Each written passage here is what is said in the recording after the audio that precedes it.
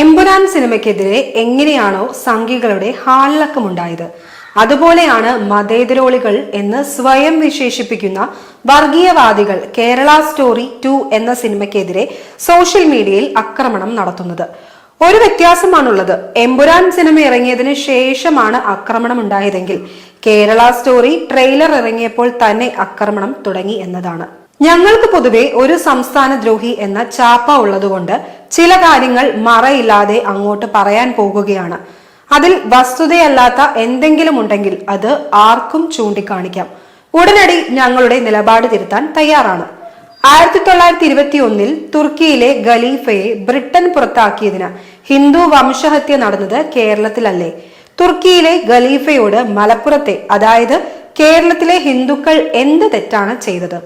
പാകിസ്ഥാൻ ഭീകരരോടൊപ്പം കാശ്മീരിൽ ഇന്ത്യൻ പട്ടാളത്തോട് ഏറ്റുമുട്ടിയത് കേരളത്തിൽ നിന്ന് പോയ ഇസ്ലാമിക ഭീകരവാദികളല്ലേ? ഇന്ത്യയിൽ വേറെ 10-30 സംസ്ഥാനങ്ങൾ ഉണ്ടായിട്ടും എന്തേ കേരളത്തിൽ നിന്ന് ഇന്ത്യൻ പട്ടാളത്തോട് ഏറ്റുമുട്ടുന്ന ഭീകരവാദികളുണ്ടായി? ലവ് ജിഹാദ് വഴി മതം മാറി IS-ൽ ചേർന്ന് അഫ്ഗാനിസ്ഥാനിലെ ജയിലിൽ കഴിയുന്നത് കേരളത്തിലെ പെൺകുട്ടികളല്ലേ?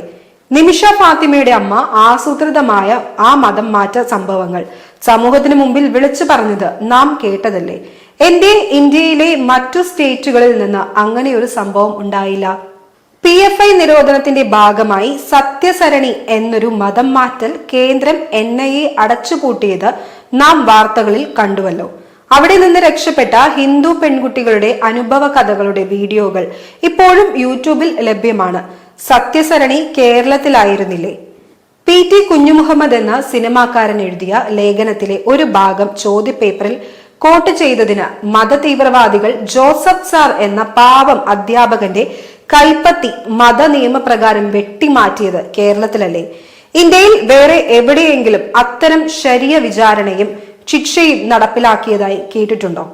കേരളത്തിലെ ചില പുരോഗമന ലിബറോളി റോക്കറ്റുകൾ ഇപ്പോൾ കേരള സ്റ്റോറിയുടെ ട്രെയിലറിൽ ഒരു പെൺകുട്ടിയെ നിർബന്ധിച്ച് ബീഫ് തീറ്റിക്കുന്ന സീൻ എടുത്ത് ഹൈലൈറ്റ് ചെയ്തതാണ് സിനിമയ്ക്ക് നേരെ ആക്രമണം നടത്തുന്നത്. എന്നാൽ ടിപ്പു സുൽത്താന്റെ ആക്രമണ കാലത്തും 1921 ആക്രമണകാരികൾ ഹിന്ദുക്കളെ നിർബന്ധിച്ച് ബീഫ് തീറ്റിച്ചതായി ചരിത്രരേഖകളിലുണ്ട്. അന്ന് ബീഫ് കഴിച്ചതുകൊണ്ട് മാത്രം സ്വധർമ്മത്തിലേക്ക് മടങ്ങാൻ കഴിയാതെ മുസ്ലിമായി ജീവിക്കേണ്ടി വന്ന ഹിന്ദുക്കളുണ്ട്. പഴയ കാര്യങ്ങളൊക്കെ ഇപ്പോൾ എന്തിന് വലിച്ചു പുറത്തിട്ട് അസ്വസ്ഥതകൾ ഉണ്ടാക്കുന്നു എന്നാണ് ചോദ്യമെങ്കിൽ 24 മണിക്കൂറിൽ ചുരുങ്ങിയത് 240 പ്രാവശ്യമെങ്കിലും പരാമർശിക്കപ്പെടുന്ന പണ്ട് സവർണർ ദളിതരെ വഴി നടക്കാൻ സമ്മതിച്ചിരുന്നില്ല എന്ന ചരിത്ര വ്യാഖ്യാനം ആവർത്തിക്കുന്നത് സമൂഹത്തിൽ അസ്വസ്ഥത ഉണ്ടാക്കില്ലേ? കേരളത്തിലെ നായന്മാരെല്ലാം നമ്പൂതിരി സംബന്ധത്തിൽ പിഴച്ചുണ്ടായതാണെന്ന പരാമർശങ്ങൾ ചിലർക്കെങ്കിലും അസ്വസ്ഥത ഉണ്ടാക്കില്ലേ? അപ്പോൾ പ്രശ്നം സമൂഹത്തിന്റെ അസ്വസ്ഥതയല്ല, സെലക്റ്റീവ് അസ്വസ്ഥതയാണ്. ചേട്ടന്മാർ ആ വെള്ളം അങ്ങോട്ട് വാങ്ങി വെച്ചാൽ മതി. കേരളം എന്നാൽ ഒരു കുറ്റവും കുറവുമില്ലാത്ത ദൈവം സൃഷ്ടിച്ച പർദീസയൊന്നുമല്ല.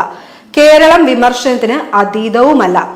എമ്പുരാനായാലും കേരള സ്റ്റോറി ആയാലും സിനിമയെ സിനിമയായി കാണണം. ഗ്രേറ്റ് ഇന്ത്യൻ കിച്ചൺ വരുമ്പോൾ അത് മഹത്തായ സിനിമയായി വാഴ്ത്തുന്നതും കേരള സ്റ്റോറി ഇറങ്ങുന്നതിന് മുമ്പേ അതിനെ പ്രൊപ്പഗണ്ട സിനിമയാക്കി ആക്രമിക്കുന്നതും ശരിയല്ല. ഗുണമുള്ളതാണെങ്കിൽ പ്രേക്ഷകർ സ്വീകരിക്കും, അല്ലെങ്കിൽ അതിനെ പുച്ഛത്തോടെ തള്ളിക്കളയും. അത്രയേ ഉള്ളൂ കാര്യം.